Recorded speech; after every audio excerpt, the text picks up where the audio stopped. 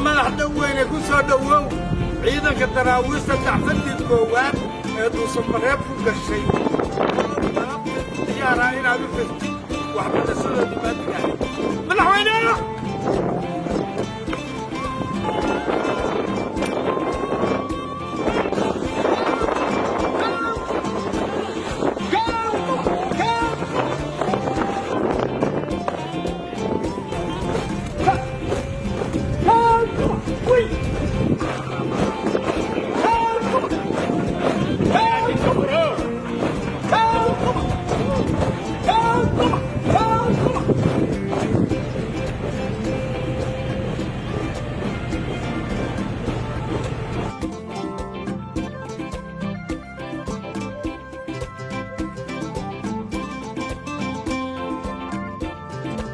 afar ilaa tankii bishii May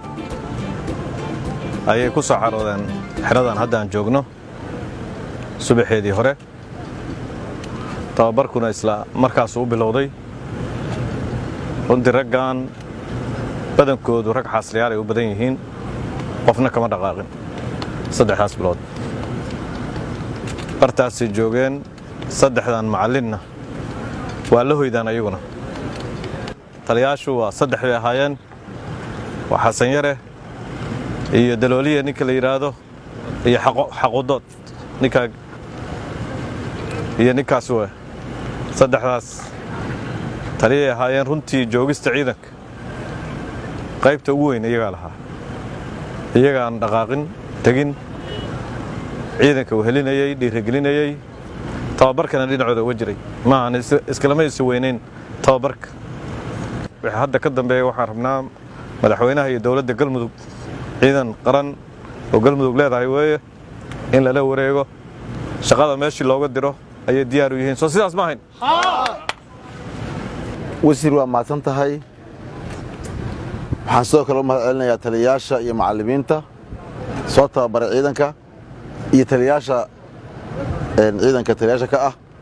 oo macallimiinta uga hooseeyey waxaan leeyahay waa ciidan galmudug meel gaar ugu qoran ciidankan waa ciidankii daraawiishta galmudug xareyntiisa laga bilaabay kana gaaray guul galabta noo muuqata oo u tababartay si dhammaystiran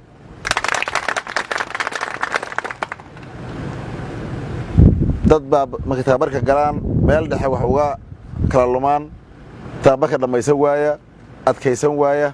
waxaad marteen tijaabadii ugu sarreysay oo ciidanka daraawiishta galmudug ay maraan waa furihii ugu horreeyey oo tababar lagu bilaabay ee daraawiishta galmudug lagu bilaabay kana lib keenay ayagoo tiradoodiiya oon cidna ka bixin meel aadin sida wasiirku sheegana xitaa aan fasax qaadan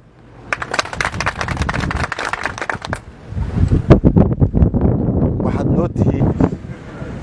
iyo ku dayasho dhammaan ciidamada galmudug ayaa u tihiin annagana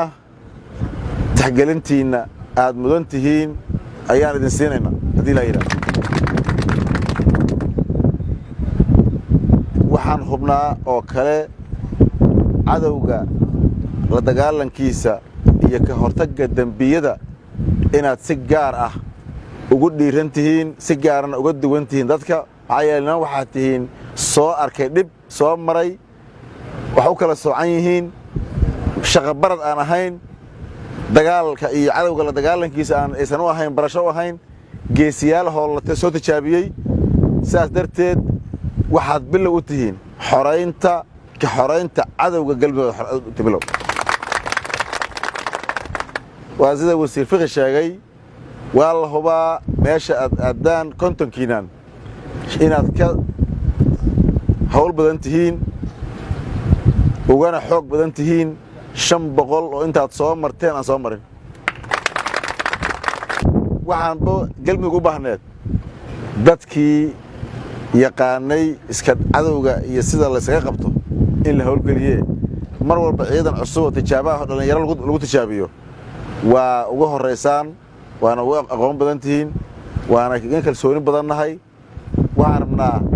sida aad tababarkiina uga soo baxdeen ood u qaadateen tababar wakhti adag bilow ah cid idinkaga horreyn galmudug aad u bilowdeen saad u qaadateen inaad dagaalanka cadowga iyo adkaysiga iyo dishibliinkan u qaadataan waxay noo tahay runtii dafcadii koowaad ee guul soo hoysay galmudug oo tababarkii koowaad ka soo baxday ciidamo kale oo tababar ku jira oo aad u ballaaran oo galmudugna ogtihiin inay jiraan mar dhowaad waajibaad iyo shaqo la qaybsan doontaan laakiin mar walba waxaanan hilmaamayn furihii iyo bilowgii iyo guulka gaaristaad samayseen mar walba waa ka duwantihiin ciidamada insha allah